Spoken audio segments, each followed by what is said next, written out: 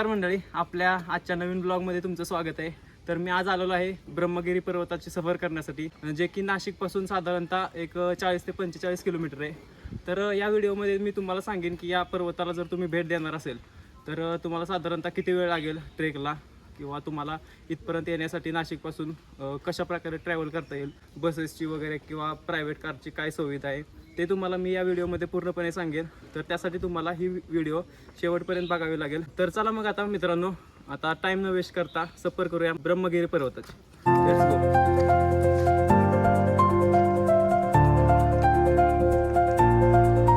ही तीच जागा आहे या ठिकाणी महादेवांनी जटा आपटलेली होती आणि याच पर्वतावरून उगम होतो गोदावरी नदीचा. ब्रह्मगिरी पर्वत बघितल्यानंतर आपण जाणार आहोत दुर्ग बंडार फोर्ट, जो फोर्ट छोट्या रस्त्यांनी ब्रह्मगिरी पर्वताला जोडलेला आहे. आणि फोर्टच्या आश्चर्यचकित करणाऱ्या दगडांमध्ये कार्व केलेल्या स्टेप्स पण आज आपण बघणार आहोत. आणि खूप छान असे सिनेमॅटिक शॉट्स आणि प्रॉपर इन्फॉर्मेशन आजच्या ब्लॉग्समध्ये आपल्याला बघायला मिळेल. तर ही व्हिडिओ शेवटपर्यंत नक्की बघा. या लोकेशनला तुम्ही आल्यानंतर पाठीमागे बघा, इथे पार्किंग आहे पाठीमागे, आणि इथून पुढे आल्यानंतर बघा डाव्या साईडून इथून आपल्याला ब्रह्मगिरीचा ट्रेक चालू होते.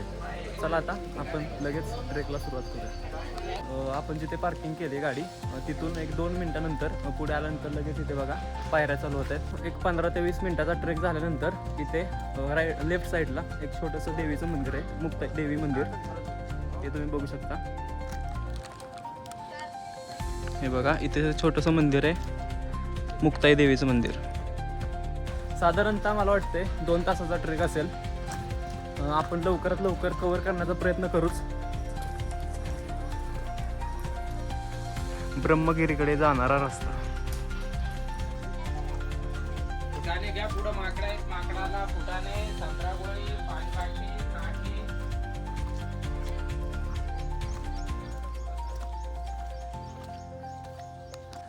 ओके. तर मित्रांनो, आता पुढे आल्यानंतर आम्हाला मित्र भेटलेत, नाशिकचेच आहेत. ते आत्ता ट्रेक करून माघारी आलेले आहेत आणि आत्ता आम्हाला भेटले. आत्ता काय किल्ल्यावरून आला? हो, किती टाइम लागला तुम्हाला? 1 तास. जायला 1 तास? जायला 1 तास, यायला अर्धा तास. अच्छा, हां. आपल्या चालण्यानुसार आहे. हां का? आपण अच्छा. जसं चालू तसं. म्हणजे थांबत थांबत गेलं की 2 तास 2 लागणार? तास लागेल, आणि आपण व्यवस्थित चाललं तर 1 तास लागेल. अच्छा, हां हां हां. ठीक आहे ठीक आहे. बाकी कसा काय तुमचा आजचा अनुभव ट्रेकचा? व्यवस्थित. पहिल्यांदाच आला इकडे? नाही, 2-3 दिवस इथे. होय का? अच्छा, ठीक आहे ठीक आहे, चालेल. आणखी काय बोलाल आमच्या यूट्यूब फॅमिलीला? तुमच्या युट्यूब फॅमिलीला असं सांगू शकता आम्ही का पुन्हा या इथं, ज्यांना यायचं असेल त्यांनी या. हां हां हां. ठीक आहे ठीक आहे, चालेल. थँक्यू. ब्रह्मगिरीच्या ट्रेकचा स्टार्टिंग पॉईंट त्र्यंबकेश्वरमधील शिवमंदिरपासून साधारणतः 1.5 किलोमीटर जवळ आहे. ब्रह्मगिरी पर्वताला भेट देण्यासाठी तुम्हाला पहिल्यांदा नाशिकमध्ये यावं लागेल आणि त्यानंतर नाशिकपासून त्र्यंबकेश्वरसाठी तुम्ही कोणतीही एक बस पकडून येऊ शकता. आणि त्र्यंबकेश्वरमधील महादेवाचं दर्शन घेऊन तुम्ही लगेचच तिथून 5 मिनिटात ऑटो रिक्षा करून येथे पोहोचू शकता.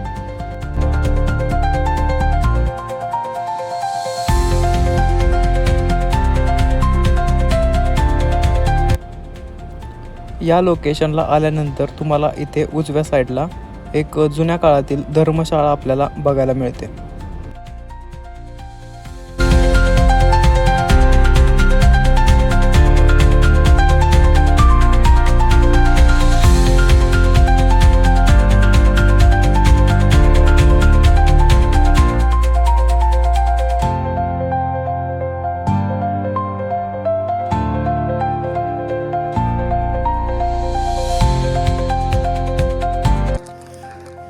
अर्ध्या तासाच्या ट्रेक नंतर अशा रेलिंग्स लागलेल्या आहेत, त्यामुळे याचा सपोर्ट घेऊन तुम्ही लगेच वर पोहोचू शकता.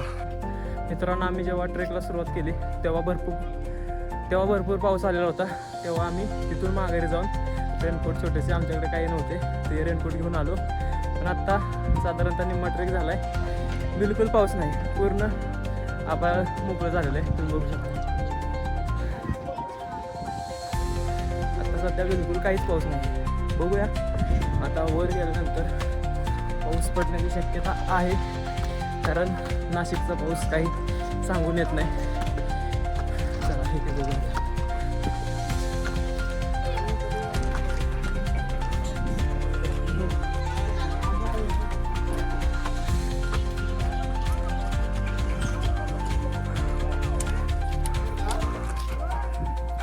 काय नाव रे बाळा? वर गेला किल्ल्यावर? वरून आला होय का? कसं वाटलं किल्ला? नाव काय तुझं म्हटलं? बरं बरं ठीक आहे चालेल. चला आता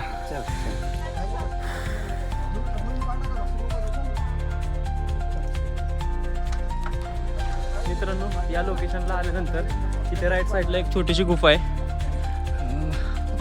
तेव्हा तुम्ही बघू शकता आतमध्ये एक फोटो काढते का? फोटो का? एक मिनटं. मित्रांनो, आता जस्ट तुम्हाला म्हटलं खाली असताना पाऊस आला होता, त्यामुळे जरा स्लिपरी झालेला आहे. पायऱ्या वगैरे थोड्या घसरत आहेत, त्यामुळे येताना शूज हा कंपल्सरी आहे. त्यामुळे येताना शूज हा घालूनच येत जावा. विदाऊट शूज तुम्ही ट्रेकिंगला बिलकुल येऊ नका.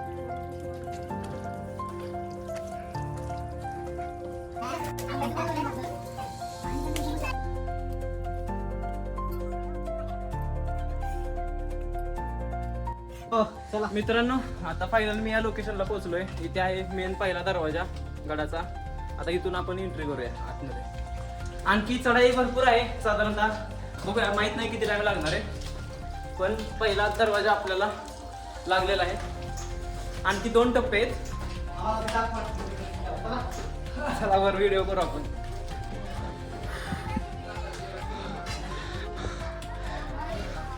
इथे आल्यानंतर आपल्याला स्टॉल बघायला मिळतो. इथे पाणी वगैरे आणि खायचे काही थोडेसे पदार्थ आहेत. इथे एनर्जी ड्रिंक वगैरे तुम्हाला मिळू शकते.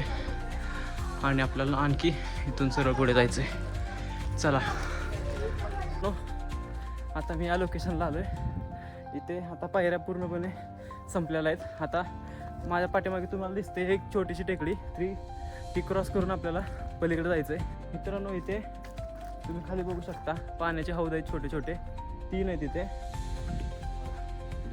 इथे दुसरा आहे आणि तिसरा आहे तो पलीकडे आहे तिथे. त्यामध्ये पाणी पण आहे, पण सध्या भरपूर खराब पाणी आहे. त्यामध्ये कचरा वगैरे टाकलेला आहे.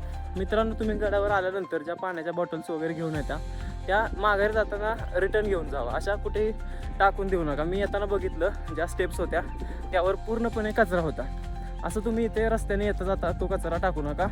तुम्ही जे येताना बॅग्स वगैरे घेऊन येता त्या बॅगमध्ये घेऊन परत रिटर्न जावा, किंवा जागोजागी डस्टबिन वगैरे म्हणजे कचरा कुंडी वगैरे ठेवलेले आहेत, त्यामध्ये तो कचरा टाका. निसर्ग आपण जपला तर निसर्ग आपल्याला जपेल, हे लक्षात ठेवा शेवटपर्यंत. या ठिकाणी आल्यानंतर इथे एक बोर्ड आहे.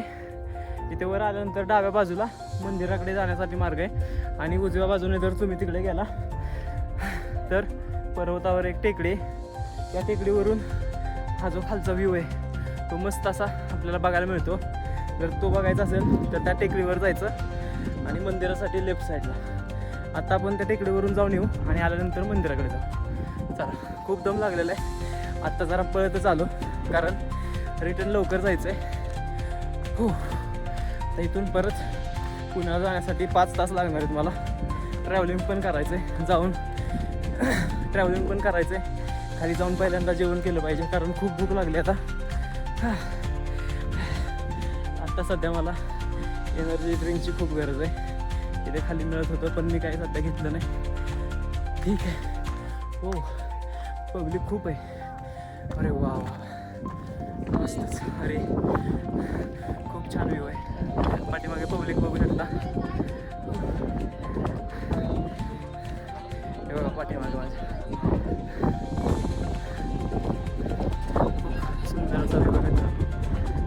हे समोर दिसतंय मित्रांनो, हेच छोटासा डॅम आहे.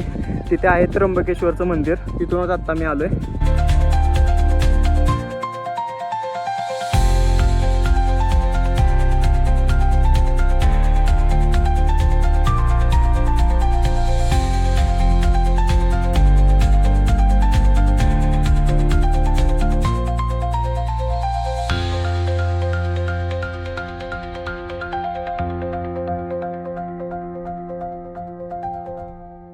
हे आहे मित्रांनो मूळ गंगा मंदिर. ज्या ठिकाणाहून गोदावरी नदीचा उगम होतो. हे जे तुम्ही कुंड बघत आहात हे आहे गोदावरी नदीचे उगमस्थान आणि याच ठिकाणी गौतम ऋषींनी 12 वर्ष तपस्या केली होती आणि गोदावरी नदीचा उगम केला होता आणि हिला गौतमी गंगासुद्धा म्हटलं जातं. गोदावरी नदी भारतातील सेकंड लार्जेस्ट रिव्हर आहे आणि हिला दक्षिण गंगासुद्धा म्हटलं जातं. गोदावरी नदी महाराष्ट्र, तेलंगणा, आंध्र प्रदेश, छत्तीसगड आणि ओडिसावरून बंगालला जाऊन मिळते. इथून 2 मिनिटाच्या अंतरावर आहे ब्रह्मगिरी मुख्य दर्शन मंदिर, जे भगवान शिवांना समर्पित एक शिवमंदिर आहे. या ठिकाणी एक गोमुख आहे. गोदावरी नदीचा उगम झाल्यानंतर ती इथूनच निघते. पावसाळा असो किंवा उन्हाळा, या गोमुखातून वर्षभर असेच पाणी येत राहते.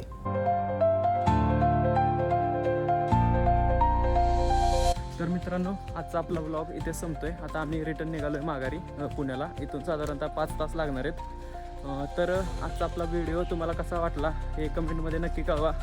व्हिडिओ आवडला तर लाईक करा, शेअर करा आणि महत्त्वाचं म्हणजे आपल्या चॅनलवर जर तुम्ही नवीन असाल तर सबस्क्राईब करायला विसरू नका मित्रांनो. आणि शेजारची तेवढी बेल आयकॉनवर क्लिक करा, म्हणजे मी नवीन व्हिडिओ अपलोड करेन तर तुम्हाला नोटिफिकेशन येईल त्याचं.